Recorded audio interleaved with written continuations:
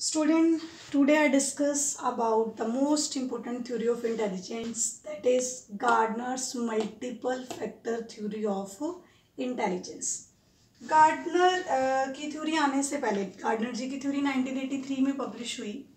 उससे पहले बहुत सारी इंटेलिजेंस की थ्योरी जो है वो आ चुकी थी, जिसमें स्पेयरमैन जी की थ्योरी हमने पढ़ी, जी फैक्टर और एस फैक्टर। बट गार्डनर जी ने स्पेयरमैन जी की जी फैक्टर और S factor two factor theory को क्रिटिसाइज किया। उनका मानना है कि ऐसा कोई जी फैक्टर हर पर्सन में अवेलेबल नहीं होता जो हर एक्टिविटी में काम करता हो।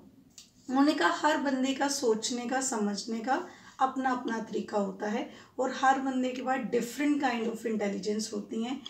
जो बंदा एक बंदा कैलकुलेशन में ज़्यादा अच्छा होता है, दूसरा लैंग्वेज में ज़्यादा अच्छा होता है, तो हर पर्सन के पास अपने अपने काइंड की इंटेलिजेंस होती है।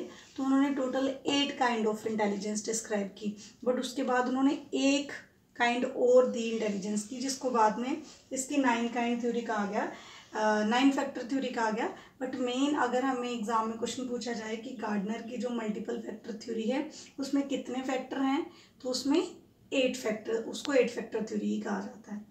अब उन्होंने कहा हर पर्सन में डिफरेंट काइंड का इंटेलिजेंस होता है, ठीक है।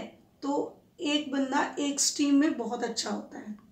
सबसे पहले उन्होंने बात की लिंग्विस्टिक इंटेलिजेंस, ठीक है, जिसको हिंदी में भाषाई ज्ञान कहते हैं, भाषा का ज्ञान। तो उन्होंने कहा एक पर्सन है, find the right word to express what you mean. वो एकदम से किसी पर्सन के क्वेश्चन का आंसर देने के लिए एक ऐसा शब्द बोलता है जो पूरी सिचुएशन को डिस्क्राइब कर देता है।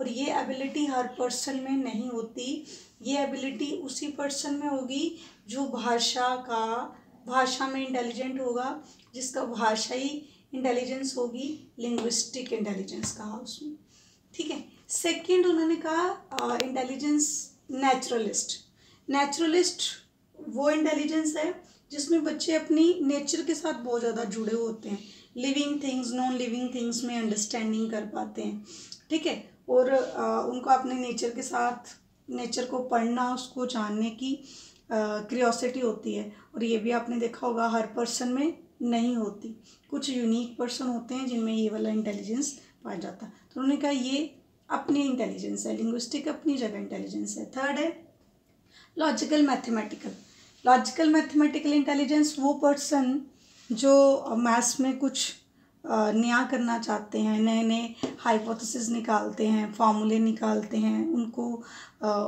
क्रिएट करते हैं।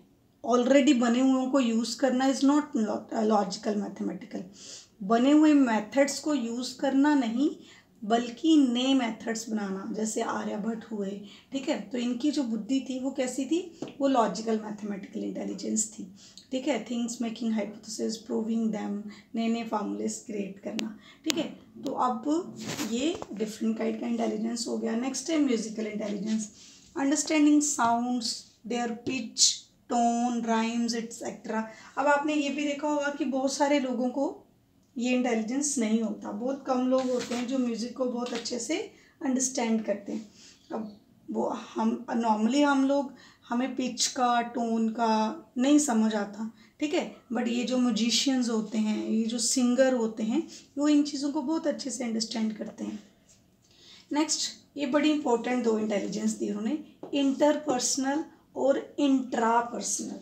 इन दोनों शब्द में सिर्फ यहाँ पे ये डिफरेंस है, इंटर और इंट्रा।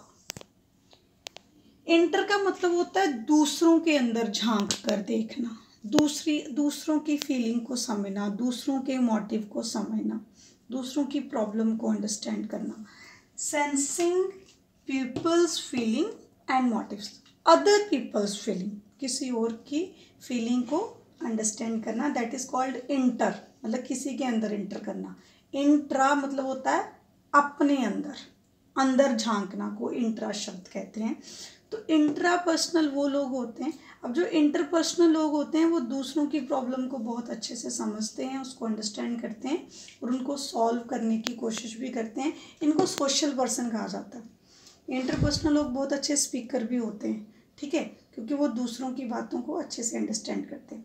इंट्रापर्सनल टाइप के जो लोग होते हैं वो अपने मन के अंदर झांकते हैं, मन की बातें सुनते हैं और ये लोग कम बोलते हैं, ठीक है। अंडरस्टैंडिंग आवर सेल्फ, अपने आप को जाना, what I feel, what I want, ठीक है।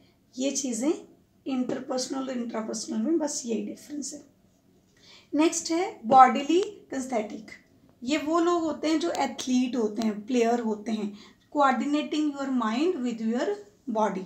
ये वो इंटेलिजेंस है जो किस में पाई जाती है, जो प्लेयर्स में पाई जाती है, ठीक है। वो क्या करते हैं, वो अपनी माइंड और बॉडी में एक कोऑर्डिनेशन बना के रखते हैं, और ये भी हर पर्सन नहीं कर सकता। मीन हर पर्सन के पास अपनी एक एबिलिटी है, अपनी एक इंटेलिजेंस है, ठीक है।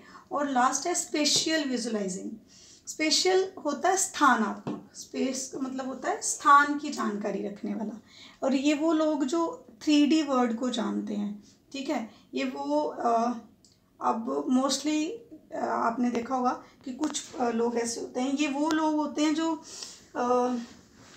कंस्ट्रक्शन लाइन में होते हैं, ठीक है।